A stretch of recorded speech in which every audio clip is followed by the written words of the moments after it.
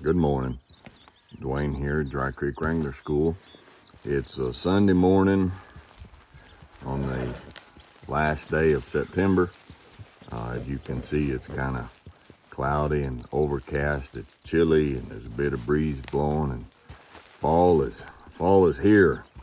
The last student from the last class of the year left yesterday. So Dry Creek Wrangler School has just put another year in the books, and so we're done. I just got back from the airport where I took Mama, and she's flying down to Texas to meet one of my daughters and the grandbaby, and then they're flying to Kentucky to get ready to meet everybody else for the wedding. And so we'll be heading out there for the wedding here soon. I'll be leaving here, I don't know, 3 or 4 days. I got stuff around here I got to get done and get the place and the horses and everything ready for winter. And then I'll start heading that way in the truck and meet out there and be there for the wedding. And then I'm gonna head up to Idaho for a long while, probably a number of weeks. And you ever get, let's see, how do I, there's times in life we get to the place where we're like, I'm just not in a good place, but we can't figure out why. And sometimes we think, I think I'm depressed. And sometimes we feel hopeless. Sometimes we feel helpless. And we don't know what to do. I think a lot of times where we get to a place that's not a good place, it turns out it's exhaustion. I mean, think about it. They called me when I was in Papua New Guinea. I got a call on the UHF radio for some folks said, hey, will you come up to this other village for a week up there? And I said, sure. So me and some of the guys from the village, I got my backpack and everything, and we headed out. I had never been over there before. I did not know what the trip consisted of. So I hiked and crossed a major rushing river on bamboo poles and rocks. And when we got to the side, we had to start going up. I don't know if you can hear, there's a little calf over there bawling. I think they're gathering and he's trying to mama up. So anyhow, and you've got this long, really steep hill, and you climb it, and you can see the top, and you get to the top, and when you get to the top, what do you see? You see another hill. Keep going on up. And I got tired.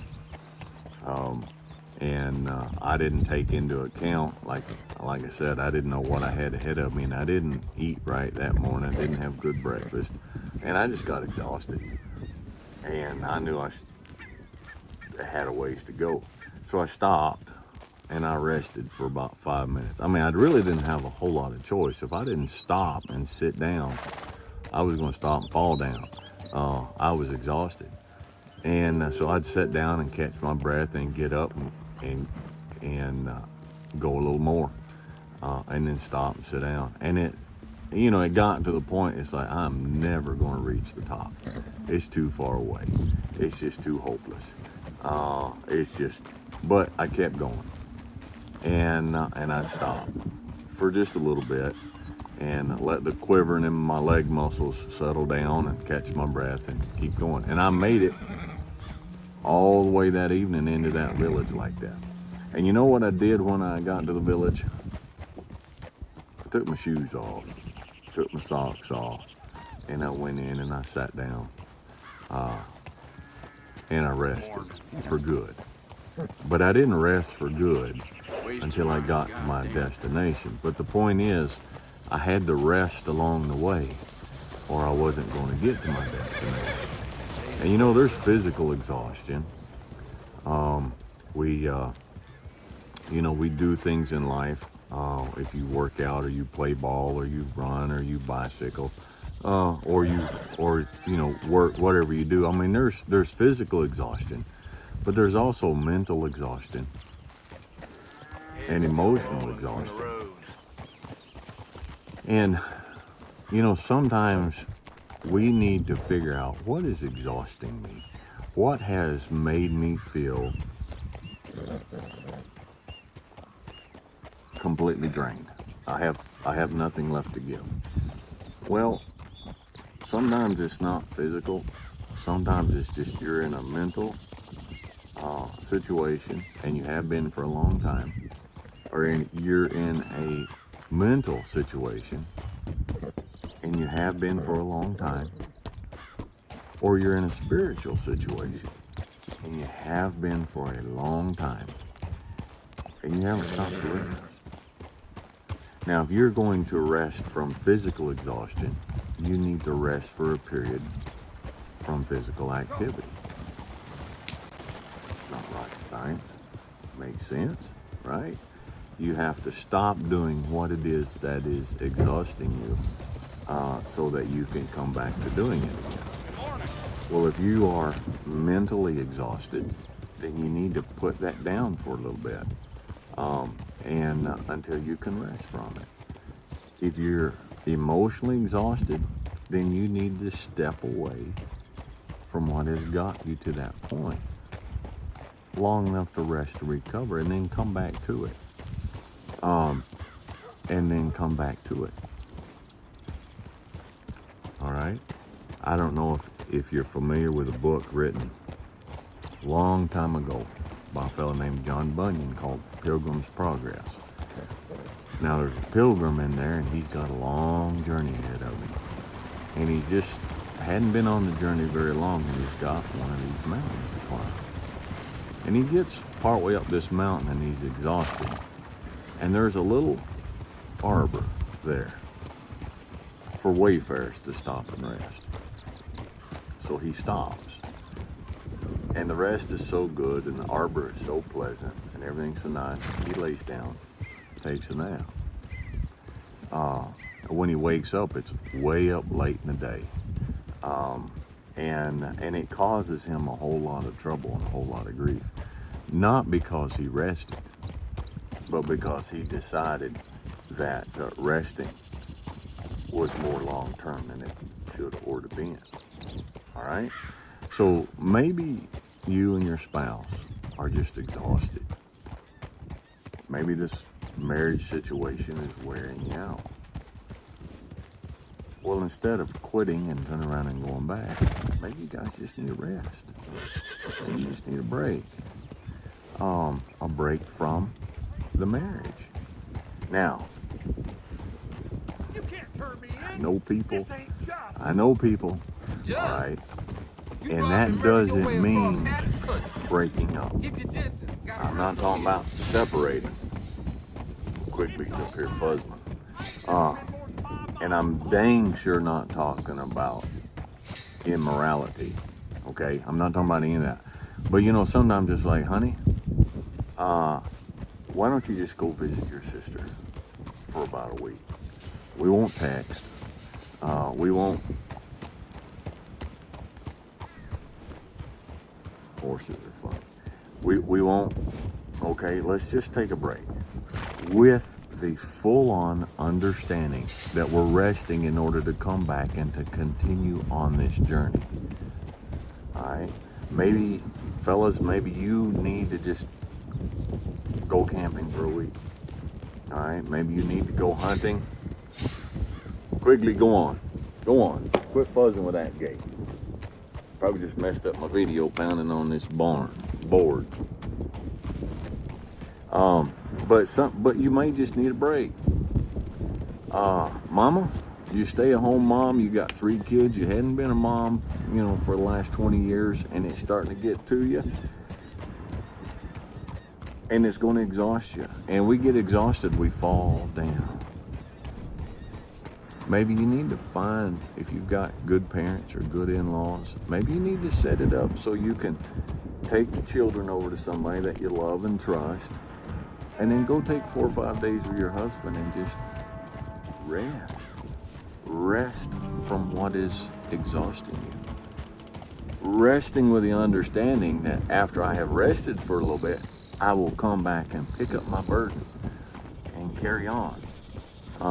I'm not going to lay down in this arbor and then just quit going on, but I'm going to rest. That's why I'm going up to Idaho. I'm tired. I'm not physically tired. Man, I have had the greatest bunch of kids this week around here helping me and taking care of the physical burden and everything.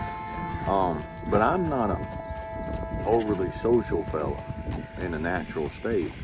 And it's just been folks coming through, and they've been good folks. This is what we do, and we love what we do, and this is why we do it. But the truth is, it's like pretty much 7 days a week, there's a new bunch rotating through here. And then this channel has, at this point, I don't know, well over 800,000 subscribers. So there's all that to keep up with, and all of the emails and all the text and all the constant, and I'm just tired. And I don't want to be wore out from people to the point that I quit this journey. But I'm tired. But I understand what it is that has made me exhausted, where it has exhausted me, and so I'm going to rest. And I want to encourage you. If you feel hopeless and you feel helpless and you feel distressed and you feel exhausted and you feel wrung out and you feel like you keep stumbling and you keep falling down, well, we stumble and we fall down when we're too exhausted to go on.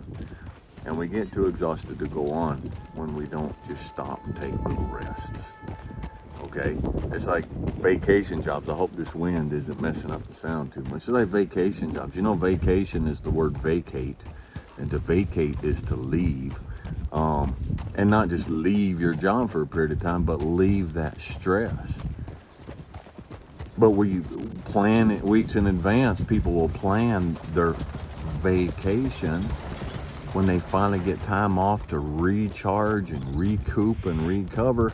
But they're doing plane tickets and they're doing tickets to go down to Disney World, and they got to catch the flights, and they got all these little kids and all the luggage, and they got to catch the connecting flights, and then they get there and they have to get the shuttle to the motel, and they've got to get checked into the motel, and then they've got to, by such and such time, we got to be up, we got to have the kids rounded up, and we got to go down to Disney World, and we got to walk through, and we got to go through the rides, and we got to do this, and by the time you get back to work, you're more exhausted than you were when you left, because you didn't vacate.